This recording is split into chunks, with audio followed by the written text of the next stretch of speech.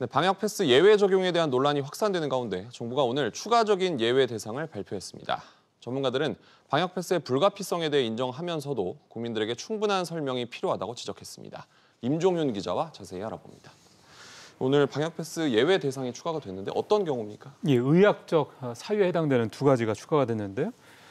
방역 패스 예외 백신 접종 후에 이상 반응으로 인과성 근거가 불충분하다는 판정을 받았던 대상과 또 하나 네. 이상 반응으로 접종 후에 6주 안에 하루 이상의 입원 치료를 받은 경우 두 가지입니다. 이에 이 두 가지 해당되는 대상자들은 오늘 24일부터 방역 패스 적용해서 제외된다 이렇게 보시면 되겠습니다. 그렇다면 예외 대상자라는 건 어떻게 증명할 수 있습니까? 먼저 인과성 근거 불충분 대상자 같은 경우는요. 별도 어떤 절차 없이 바로 오늘 24일부터 쿠브 앱이나 전자 출입 명부 플랫폼에서 접종 내역 이 발급 업데이트를 하면 예외 확인서를 발급받을 수가 있고요. 네. 그다음에 이상 반응 입원 대상자들 같은 경우는 입원 확인서 또는 의사의 진단서가 입원을 했다라는 걸 알려주는 진단서입니다. 이 두 가지 둘 중에 하나를 가지고 보건소를 직접 방문하셔야 됩니다.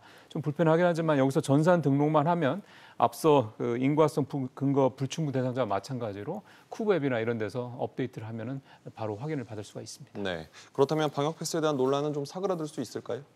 일단 백신과의 인과성 문제 이게 좀 불충분해가지고 그동안 좀 논란이 있었던 부분들 이 부분에 대한 논란은 뭐 충분히 해소가 되지 않겠냐 이런 기대가 좀 있고요. 네. 하지만 백신 패스 논란의 대부분이 일상생활과 관련된 즉 식당이나 카페 같은 데 있다라는 점에서 봤을 때 오늘 대책이 의학적 사유에만 지금 집중되다 보니까 좀 미흡한 게 아니냐라는 지적도 나옵니다. 전국에 100만여 개에 달하는 방역 패스 적용 시설이 있기 때문에 이들을 좀 전반적으로 고려한 좀 더 세밀한 그런 어떤 대책들이 나와야 되지 않느냐 이런 지적이 나오고 있습니다. 방역 패스 논란을 바라보는 전문가들 의견도 좀 엇갈리는데 어떻게 나오고 있습니까? 일단은 방역 패스 자체에 대해서는 필요하다라는 의견들이 많았습니다. 먼저 들어보시겠습니다. 네. 사회적 거리 두기를 대체 내지 보완하기 위한 수단으로서의 방역 패스라고 하는 것은 우리 사회 전체의 피해를 분산하기 위해서는 어느 정도 불가피한 측면이 있다고 봅니다. 하지만 방역 패스 피해가 자영업자 등 일부에 집중되고 있다라는 점, 이 점 뭐 잘 알고 있습니다만 이건 정부가 좀 시급하게 대책을 내놔야 된다는 지적도 있었고요. 정부가 조금 더 이 방역 패스와 관련해서 국민과 소통을 좀 할 필요가 있다는 지적도 나왔는데 역시 전문가 얘기 들어보시겠습니다. 네.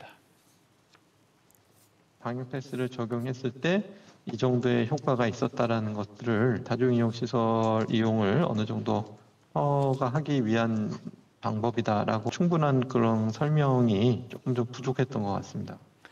정리를 하면 왜 방역 패스가 필요한 것인지 또 방역 패스의 효과는 어느 정도인지에 대해서 정부가 구체적인 데이터를 가지고 국민과 소통하는 그런 설명을 하는 그런 절차들이 좀 더 있어야 된다 이런 지적이 되겠습니다. 소통의 기술에 대한 지적이네요. 임 기자, 잘 들었습니다. 수고하셨습니다.